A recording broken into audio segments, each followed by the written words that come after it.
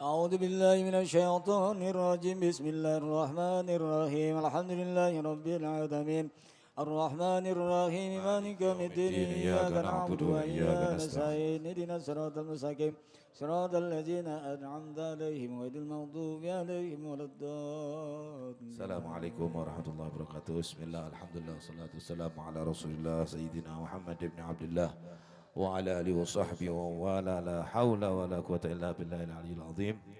Amma ba'd, para habaib, para tuan guru, hadirin hadirat yang dirahmati oleh Allah Subhanahu wa taala. Alhamdulillah pada kesempatan ini Hadrat Basaudan kita banyak didatangi cucu Nabi Muhammad SAW, para tuan guru, kiai, dan pada kesempatan ini ulun minta kepada Al-Habib Abu Bakar bin Abdul Qadir Maula Dawila untuk menyampaikan sepatah dua patah. Nanti disambung dengan Al-Habib bin Muhammad bin Syekh Abu Bakar yang insyaAllah nanti diterjemahkan oleh Al-Habib Umar. Falyatafaddal ya Habib.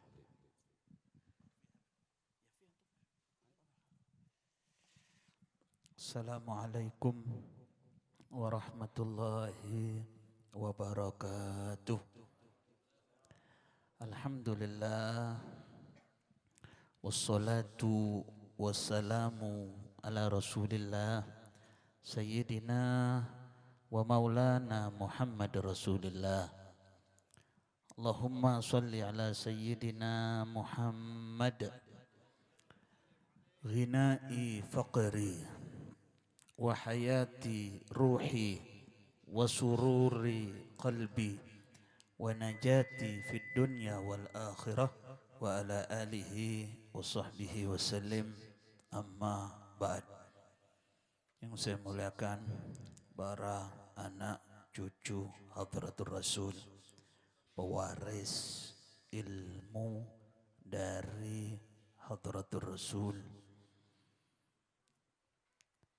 sahibul majlis, guru kita semua Al-Habib Husain bin Idrus Al-Hamid.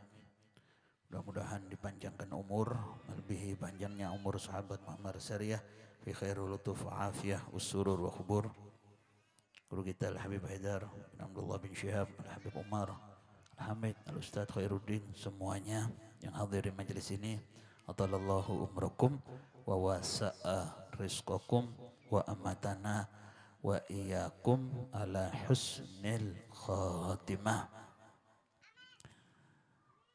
Kata Habib Ali bin Muhammad Al-Habsyi, sahibul maulid, pangkat sahabat Nabi Muhammad itu lebih tinggi daripada seluruh para wali yang hidup setelah zaman sahabat Nabi Muhammad. Kenapa?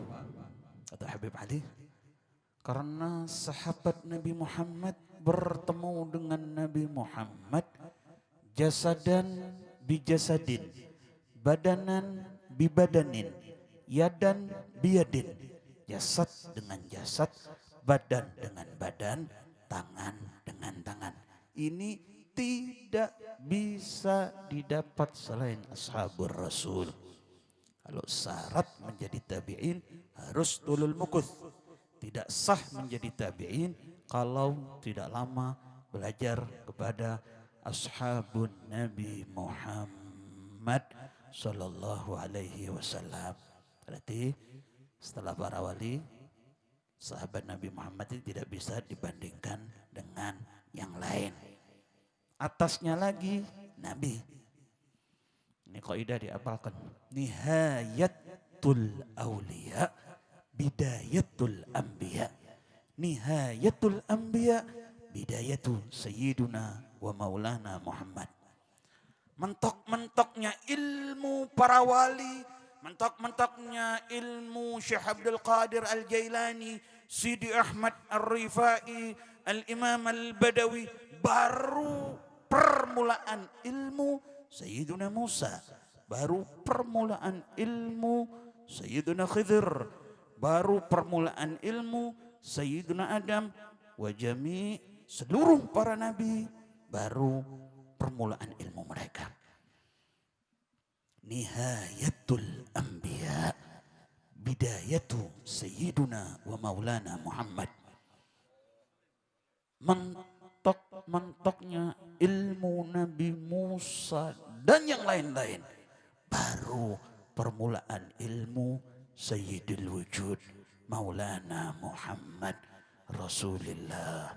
Bahkan kata Syekh Yusuf bin Ismail An-Nabhani, beliau itu bergelar Habibul Habib.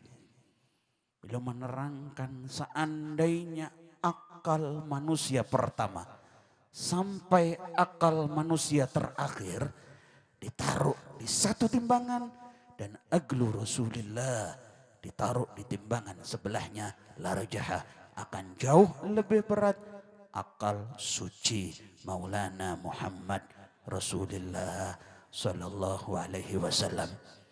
Bahkan Sayyid Abdul Aziz Ad-Dabbagh, Sayyid Abdul Aziz Ad-Dabbagh ini datuk dari Muhaddithul Hijaz, Abuya Sayyid Muhammad bin Alawi Al-Maliki.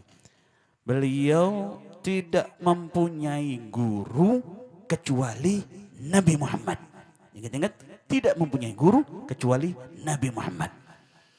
Ada kumpulan-kumpulan taklim beliau yang dikumpulkan oleh Ibn Mubarak, salah satu murid tercinta beliau, yang berjudul Al-Ibriz. Itu kitab luar biasa. Di situ ada keterangan 124.000 para nabi tidak mengerti ilmu tauhid kecuali barokah daripada nur Nabi Muhammad. 124.000 para wali, jadi jumlah wali setiap zaman 124.000. Nanti yang memimpin wali kutub adalah Sayyiduna Imam Mahdi Al-Muntadhar. Nah, 124.000. Kalau Anda tahu keramatnya Maulana Rahmatullah Sunan Ampel, keramatnya Syekh Abdul Qadir Al-Jailani, keramat Sidi Ahmad Ar-Rifai, ilmunya seperti apa, baru ingat-ingat, baru ketetesan satu tetes daripada nur Maulana Muhammad Rasulullah sallallahu alaihi wasallam. Tidak bisa dibandingkan kalau Nabi yang satu ini. Makanya makhluk yang pertama kali diciptakan oleh Allah adalah nur Maulana Muhammad. Selain pemahaman ini sesat dan menyesatkan. Qala Rasulullah sallallahu alaihi wasallam, kuntu nuran baina yadayillahi azza wa jal qabla an yakhluqa Adama bi'alfi am. Aku telah diciptakan oleh Allah menjadi nur sebelum Nabi Muhammad, sebelum Sayyiduna Adam diciptakan 1000 tahun hitungan waktu akhirat, bukan hitungan waktu dunia. Ingat-ingat, satu hari di akhirat sama seperti 1000 tahun di dunia. Wa inna yawman inda rabbika ka'alfi sanatim mimma ta'udun. Satu hari di akhirat sama seperti 1000 tahun di dunia. Belum ada apa-apa, saudara. Belum ada surga, belum ada dunia, belum ada kerikil, belum ada tanah, belum ada tumbuhan. Makhluk yang pertama kali diciptakan adalah Nur Muhammad. Tidak bisa dibandingkan, hati-hati. Kalau sudah berkaitan dengan Nur Nabi Muhammad, hati-hati, hati-hati. Jangan suladab. Itu saudara tahu, iblis al-la'in yang dilaknat oleh Allah sampai yaumil qiyamah. Tak penyebabnya ketika disuruh sujud kepada Sayyiduna Adam menolak, Allah murka. Kenapa penyebabnya? Karena di dahi Sayyiduna Adam ada Nur Muhammad, ada Nur Rasulullah. Hitaman sebagai penutup. Ini karena terlalu panjang dipahami pembicaraan saya ini. Siapa Nabi, siapa sahabat, siapa wali. Sebagai penutup, biar kita tidak su'ul adab dengan nur Nabi Muhammad. Bahaya. Bahaya betul itu. Gak nanggung-nanggung. Ini sebagai riwayat terakhir, dan ini riwayat diriwayatkan oleh Syekhana al-Imam Al-Habr Al-Kutub Al-Habib Abdul Qadir bin Ahmad Bil-Fiqih. Beliau pernah meriwayatkan di Mesir ada satu orang alim bukan wali bertemu dengan satu orang alim wali. Alim ada dua. Ada alim bukan wali, ada alim wali. Yang ini sombong alim yang tidak wali. Saya tidak percaya. Orang mengerti ilmu tauhid, mengerti ilmu hadis, barokah daripada nur Nabi Muhammad, saya tidak percaya. Sombong ini orang. Yang alim bukan wali tadi. Kata alim yang wali. Bagaimana pendapatmu kalau aku putuskan hubunganmu dengan nur Nabi Muhammad? Kata alim yang bukan wali tadi, silahkan. Apa yang terjadi? Tidak selang beberapa lama, orang alim yang bukan wali tadi wafat dengan menyembah Tuhan Yesus gara-gara terputusnya hubungannya dengan nur Nabi Muhammad. Hati-hati kalau sudah berkaitan dengan nur Nabi Muhammad, hati-hati. Bisa mati kafir, saudara-saudara. Fahami omongan saya. Hati-hati kalau berbicara dengan nur, masalah nur Nabi Muhammad sallallahu alaihi wasallam. Mudah-mudahan kita semua selamat, kita semua diwafatkan husnul khatimah. Mudah-mudahan kita semua bisa mengikuti majelis ini insyaallah langgeng ila yaumil qiyamah. Dan Al Habib Husain mudah-mudahan dipanjangkan umurnya, diluaskan rezekinya, dikabul segala hajatnya. Amin. Allahumma amin. Bijahi maulana Muhammad Rasulullah. Hadza minni wa afu minkum. Wassalamualaikum warahmatullahi wabarakatuh.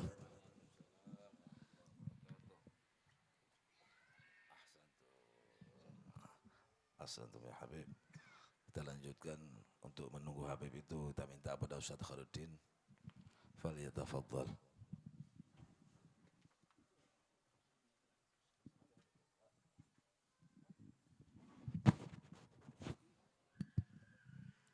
Assalamualaikum warahmatullahi wabarakatuh. Innal hamdalillah wassalatu wassalamu ala Rasulillah Sayyidina Muhammadin ibn Abdullah wa ala alihi wa sahbihi wa man wala. Subhanaka la ilma lana illa ma 'allamtana innaka antal alimul hakim wa tub alaina innaka antat tawwabur rahim. Amma ba'du, para habaib, anak cucu baginda Nabi Muhammad dan pewaris baginda Nabi Muhammad, terutama guru kita bersama Habib Husain bin Idrus Al-Hamid, atalallahu umrah wa baqa'ah wa sahhala lahu jami'a umurih. Hadirin yang dimuliakan oleh Allah Subhanahu wa taala, Allah Subhanahu wa taala pernah menyebutkan wa minan nasi may ya'budullah ala harfin. Ada sebagian manusia menyembah Allah tapi di ujung. Artinya setengah hati. Mungkin ikut hadrah basudan, mungkin hafal dan hatam Al-Quran. Tapi kena setengah hati, tidak seutuhnya ikuti Nabi Muhammad, semuanya tidak ada nilai dan tidak ada berkah sama sekali. Makanya tatkala ada seorang guru, burung gagaknya atau burung beoknya ya lari, di mana burung ini bisa mengucapkan Allah, Allah, Allah. Burungnya lari, lalu ketabrak mati. Sang guru nangis. Lalu guru ini nangis, ditanya sama muridnya, wahai guru, kenapa burung ketabrak mati nangis? Lalu dia jawab, ya waladi, wahai anakku, burung ini tiap hari, tiap detik, tiap saat mengucapkan lafaz Allah. Tapi tatkala ditabrak mati, tidak mengucapkan lafaz Allah. Yang saya khawatirkan, wahai anakku, tatkala aku dan kamu mati, tidak mampu mengucapkan la ilaha illallah. Jadi hati-hati, kata Habib Bakar tadi, hati-hati. Kemarin sudah kita sampaikan bagaimana Allah Subhanahu wa taala berfirman dan bersumpah atas nama dirinya, lau salaku kulla tariqin wa fatahu kulla abwabin ma fatahtu lahum abwab atau ma fatahtu lahum bab illa min babi Muhammad. Siapapun yang menempuh segala jalan, mau terbang, mau jadi apa, siapapun, lalu membuka semua pintu untuk meraih ridha Allah dan pengampunan Allah, Allah tidak berkenan membuka pintu tersebut kecuali melalui pintu baginda Nabi Muhammad. Jadi betul, ya butuh ala harfin, kita ini harus utuh. Kita ini harus utuh.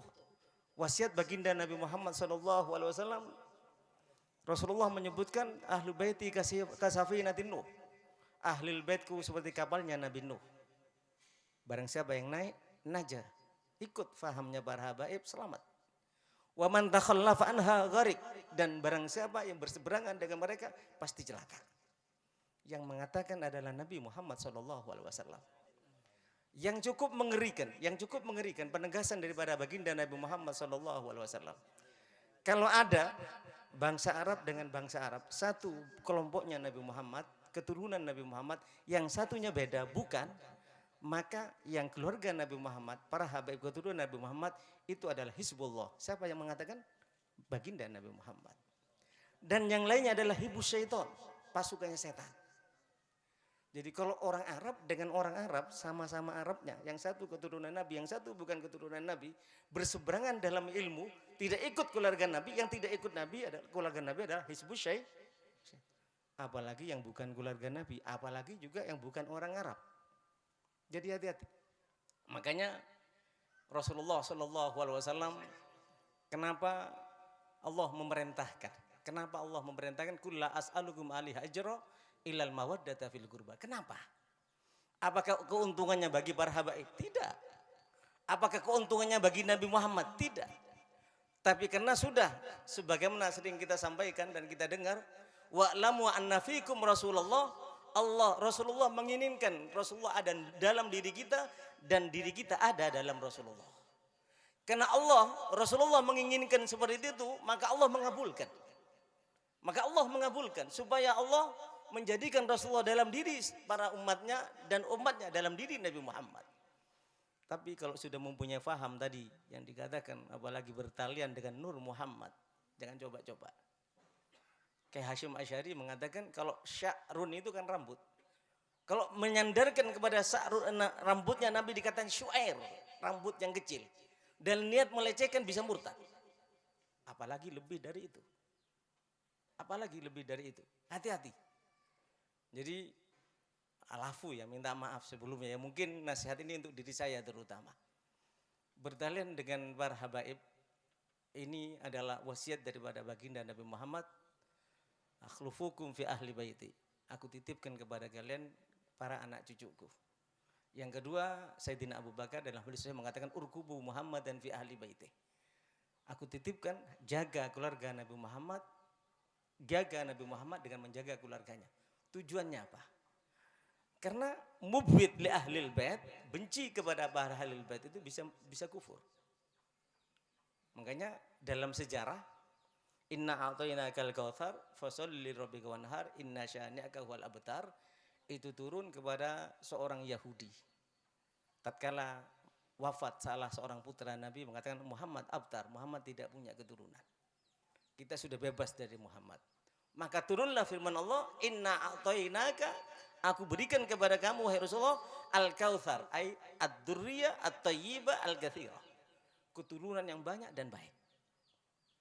Lalu apa? Inna syani'aka huwal abtar, yang mengatakan Rasulullah tidak punya keturunan, itu yang tidak punya keturunan. Para ahli tafsir menyampaikan tidak punya keturunan di sini tidak berkah. Coba lihat wajah-wajah mereka yang anti para habaib. Sehebat apapun ibadahnya, pasti wajahnya seperti wajah iblis, menakutkan. Hati-hati.